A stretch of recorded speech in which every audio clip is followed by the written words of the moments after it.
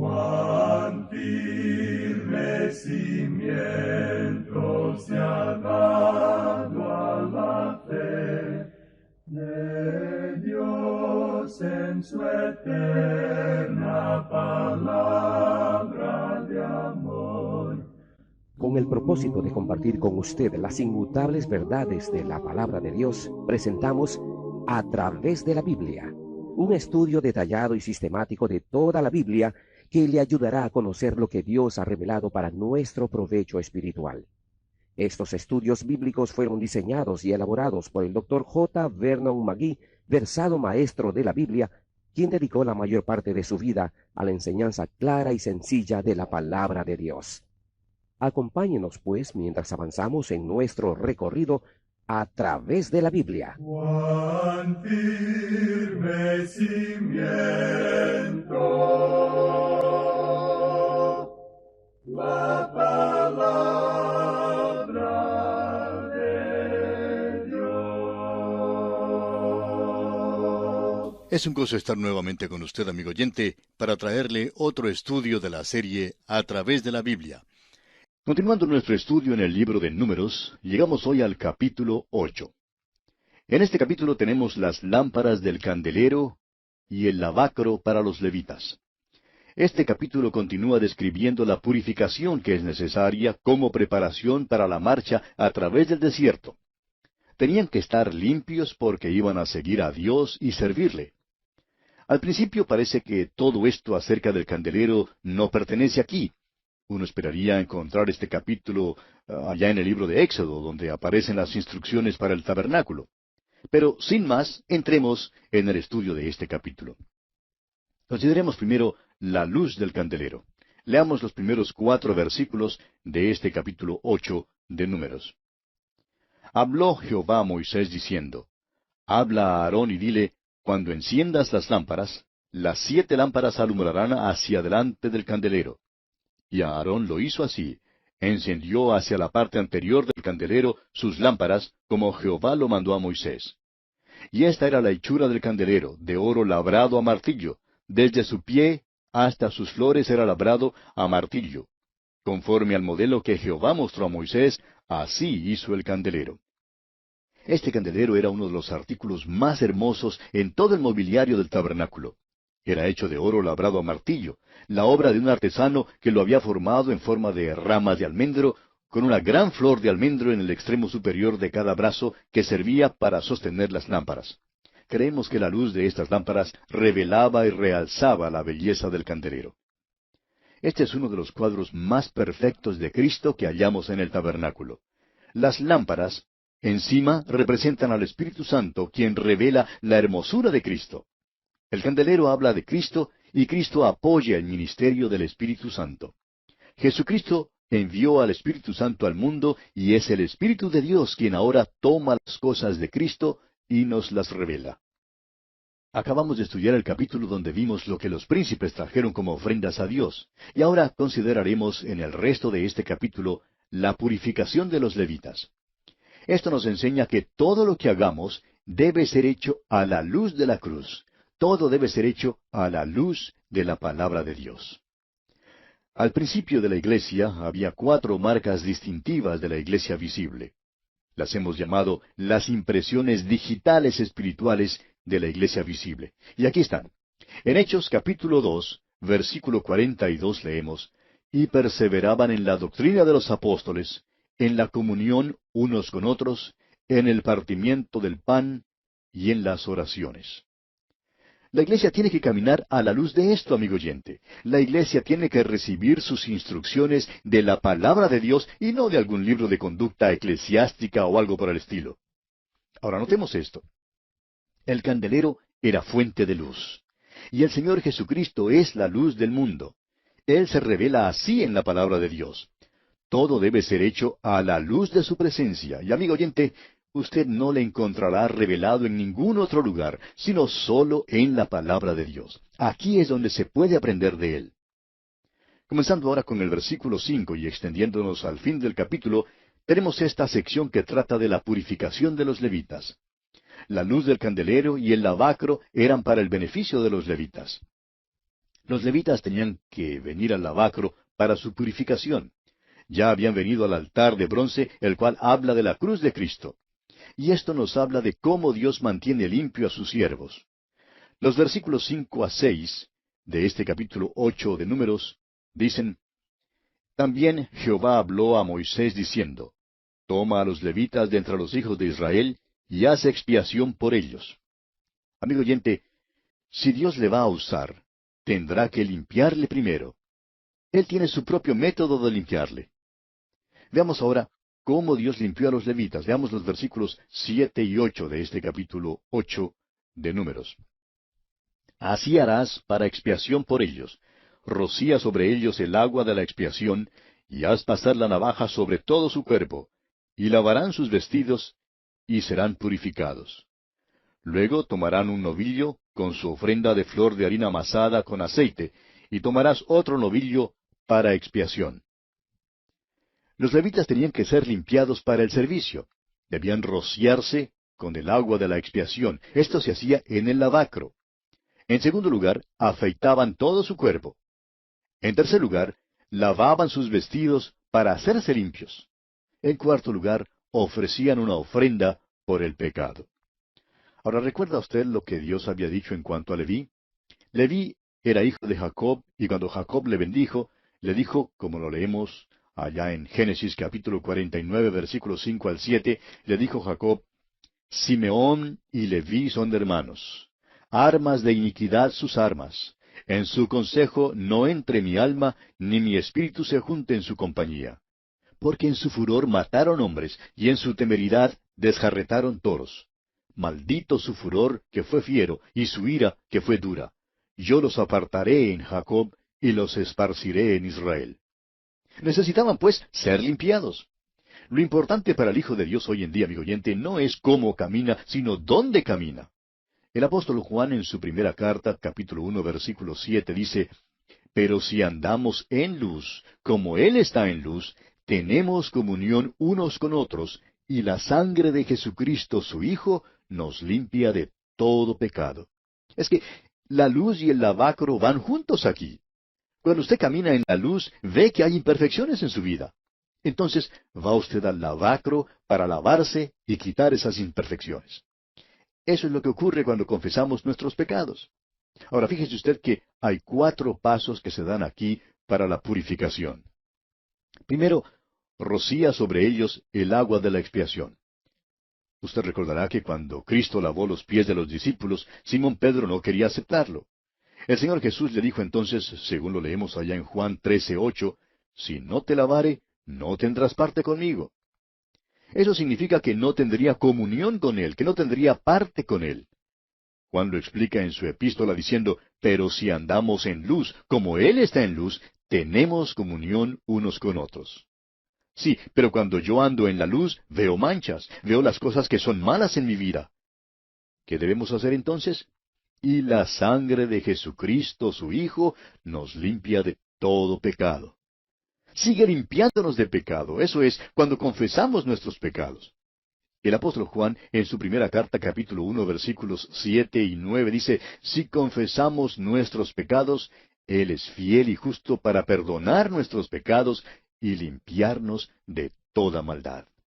Esto es algo muy importante, amigo oyente.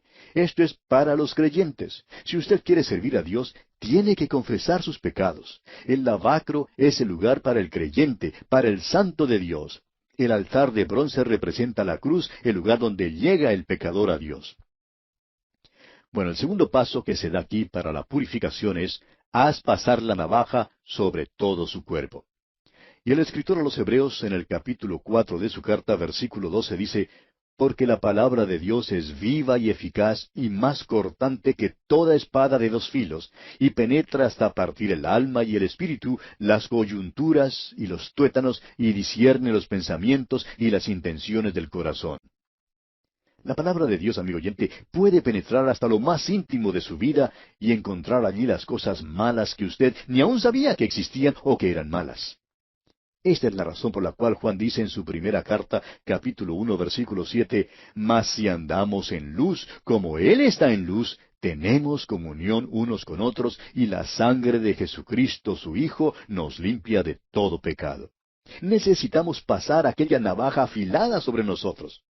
¿O es que usted cree que no hay una mancha en usted? Pues entonces, amigo oyente, saque la navaja y comience a usar la palabra de Dios. La Biblia es una luz, pero también es una navaja cortante. Ahora, el tercer paso que se da aquí para la purificación dice, y lavarán sus vestidos. Un vestido habla de los hábitos de la vida. Debemos lavar nuestros vestidos. Tenemos ciertos hábitos que debemos quitarnos de encima. Y en realidad, muchos de nuestros hábitos pueden arruinar nuestro testimonio para el Señor. Es pues necesario lavarlos. Finalmente, el cuarto paso es, tomarás otro novillo para expiación. Se necesitaba un becerro para el holocausto y para la ofrenda de alimento, y otro novillo para la ofrenda por el pecado. Estas ofrendas, como ya lo hemos visto, nos hablan de Cristo. El holocausto nos habla de quién es, y la ofrenda de alimento nos habla de su perfección impecable. La ofrenda de paz nos habla del hecho de que Jesucristo hizo la paz entre nosotros y Dios mediante la sangre vertida en la cruz. La ofrenda por el pecado nos habla de lo que Él ya ha hecho por nosotros. En otras palabras, amigo oyente, todo este proceso de limpieza y purificación, todo esto se hace a la luz de la persona y la obra de Cristo. Él hizo todo esto por nosotros.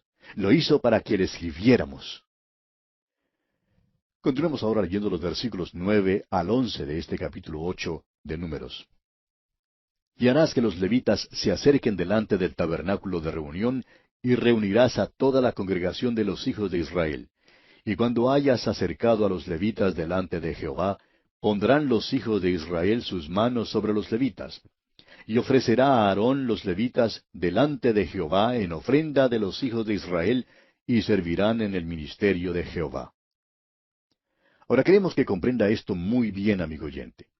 Usted puede cantar un solo, predicar un sermón, enseñar una clase de la escuela dominical, ser oficial de la iglesia, pero todo esto no le vale para nada ante Dios hasta cuando usted ande en la luz de la palabra de Dios. Necesita mirarse a la luz de la palabra de Dios. Usted sabrá así sus fallas y fracasos y entonces debe confesar todos sus pecados a Dios sabiendo que Él le perdonará y le limpiará. Usted, si dará buen uso a aquella navaja cortante, cortará hasta lo más profundo de su vida y quitará todo lo que ofende a Dios. Necesita cuidar de sus hábitos si quiere ser usado por Dios. Es triste que muchos hombres han dejado que un solo hábito malo arruine su testimonio. La verdad es que todo lo que somos y tenemos tiene que apoyarse en la persona y la obra de Jesucristo. Es muy necesario reconocer esto. Vemos luego que todo esto tenía que hacerse según instrucciones muy explícitas para los levitas que iban a servir al Señor. No creemos que sea necesario entrar en todos estos detalles, de modo que leeremos solamente los versículos 14 y luego el 19 de esta sección. El versículo 14 dice, Así apartarás a los levitas de entre los hijos de Israel, y serán míos los levitas. Y luego pasando al versículo 19 leemos, Y yo he dado en don los levitas a Aarón y a sus hijos de entre los hijos de Israel, para que ejerzan el ministerio de los hijos de Israel en el tabernáculo de reunión, y reconcilien a los hijos de Israel, para que no haya plaga en los hijos de Israel al acercarse los hijos de Israel al santuario. Recuerde que ya hemos mencionado que nuestro Señor en su oración sacerdotal dijo en cuanto a los creyentes, allá en Juan 17:6, Tuyos eran y me los diste. El Señor Jesucristo pagó un precio y nos redimió para Dios con su propia sangre. Ahora el Padre nos ha entregado una vez más como regalo al Señor Jesucristo. Pertenecemos a Él. Nuestro servicio para Él no se apoya pues en reglamentos ni leyes. Esta no es la manera de servir al Señor Jesús. Le servimos porque le amamos. Nos gozamos de una nueva relación con Él. Hemos sido unidos a Él. Somos parte de Él. Nos ha traído a un lugar alto y ahora queremos agradarle. ¡Cuán maravilloso es esto, amigo oyente! Avancemos ahora hasta el final del capítulo y leamos los versículos 24 al 26 del capítulo 8 de Números. Los levitas de 25 años arriba entrarán a ejercer su ministerio en el servicio del tabernáculo de reunión. Pero desde los 50 años cesarán de ejercer su ministerio y nunca más lo ejercerán. Servirán con sus hermanos en el tabernáculo de reunión para hacer la guardia, pero no servirán en el ministerio.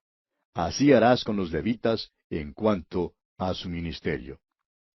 A los levitas sólo les era permitido servir en el tabernáculo una vez que hubiesen cumplido los 25 años. En nuestro estudio del capítulo 4, nos enteramos de que los levitas no podían entrar en el servicio sacerdotal sino hasta cuando cumplieran los 30 años. Los sacerdotes servían desde los 30 años hasta los 50. Los levitas, que servían alrededor del tabernáculo, levantándolo, bajándolo o haciendo cualquier otro tipo de servicio, tenían que trabajar desde los 25 hasta los 50 años. Allá en el capítulo 1 de Números, versículo 3, vimos que cuando el censo fue tomado de todos los que podían salir a la guerra, los que fueron contados eran sólo los que tenían 20 años para arriba. Ahora esto hace surgir la pregunta en cuanto a la edad de la responsabilidad. Al pasar al capítulo 14, versículo 29 de este libro de Números, leemos: En este desierto caerán vuestros cuerpos, todo el número de los que fueron contados de entre vosotros de 20 años arriba, los cuales han murmurado contra mí. Al parecer, en este caso, 20 años era la edad de responsabilidad. Pues el muchacho que tenía 19 años podía entrar en la tierra prometida, pero el muchacho que tenía 20 años y que había murmurado, tendría que morir en el desierto. Nos gustaría sugerir que la edad de responsabilidad es bastante más elevada que lo que muchos de nosotros creemos que sea. Creemos que quizá un niñito sea responsable de sus acciones, pero yo no lo creo así, amigo oyente. Es verdad que un pequeñito puede aceptar al Señor como su Salvador personal, y por cierto, son muchos los que lo han hecho. Pero la edad de responsabilidad tiene que ser más elevada que esta tierna edad de la niñez. Creemos que en realidad la edad de responsabilidad es diferente para diferentes personas. Dios ciertamente la hizo diferente para las diferentes formas de servicio. Un hombre podría ser soldado, por ejemplo, a los 20 años. Un levita podría servir en el tabernáculo a los 25 años. Un sacerdote, por su parte, comenzaba su servicio sacerdotal a los 30 años. Lo importante, amigo oyente, es que debemos instruir a los niños y niñas y animarlos a aceptar al Señor como su Salvador personal a una edad temprana. Lo importante es que nuestros hijos, nuestros niños, confíen en Jesucristo como su Salvador personal.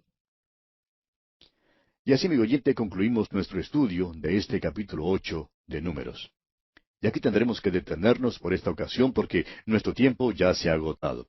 En nuestro próximo programa entraremos en nuestro estudio del capítulo 9 y en este capítulo consideraremos la celebración de la Pascua y la nube que cubría el tabernáculo. Es la segunda división mayor de este libro de Números que hemos intitulado En marcha adelante.